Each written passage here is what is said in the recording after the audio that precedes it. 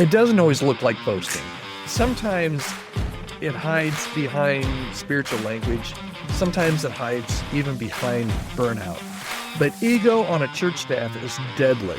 And today on the Healthy Church Staff podcast, we're going to unpack the subtle ways that pride can creep into your leadership team and how it damages trust and collaboration, and what a healthy, humble team actually looks like.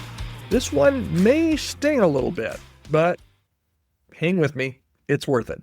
Hi there. My name's Todd Rhoades, one of the co-founders over at chemistrystaffing.com, and your host right here every day on the Healthy Church Staff podcast. What if the biggest threat to your church staff culture isn't theology or burnout or budget? We talk about all three of those things, theology, burnout, and budget, a lot here on the podcast. But what if your biggest threat for you and your church staff isn't any of those things, but it's ego? And what if it's not just your team's ego? What if it's your ego? Let's talk about the subtle ways that pride and ego can seep into our leadership teams and what we can do to lead with humility and health instead. Ego doesn't always look like what you think ego looks like. It's a tricky little booger, right? It's not just loud voices or platform hunger or name dropping. It can be something much more kind of covert. The need to always have the final say, avoiding feedback or critique, withholding credit from others, maybe making ministry decisions to protect your image, but not your team members. Ego can wear 100 different disguises in ministry, and it's usually most visible in hindsight, which creates some problems, right? Pride thrives in insecure environments. You can't confront ego without talking about insecurity. But because the need to prove and defend or dominate often comes from fear, it comes from fear, not just arrogance.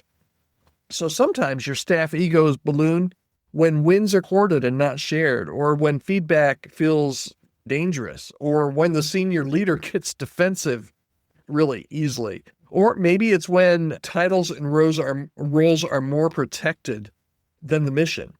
Healthy church teams celebrate impact over image.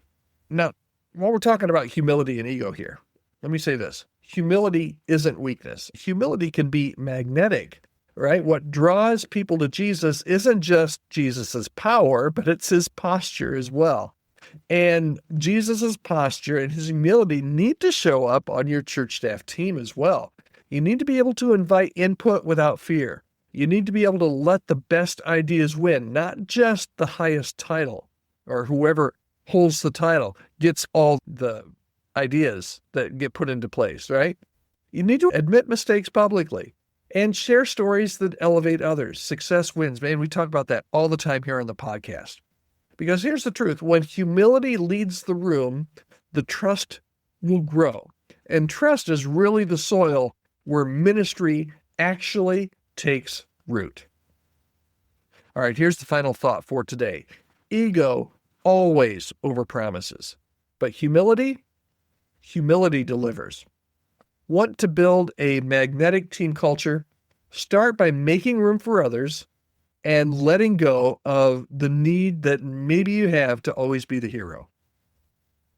I'd love to hear from you today. Where have you seen ego sneak into church staff culture over the years? Maybe it's something you're dealing with right now on your staff. Maybe it's something you saw 20 years ago in a leader, or maybe in your younger self. I'd love to hear what your experience has been with ego and how it sneaks onto a church staff. Love to hear your story. Podcast at chemistrystaffing.com. And if there's any way I can help you or your church, reach out to me. Podcast at chemistrystaffing.com. All right, we will be right back here again tomorrow on the podcast. Hope you'll join me then.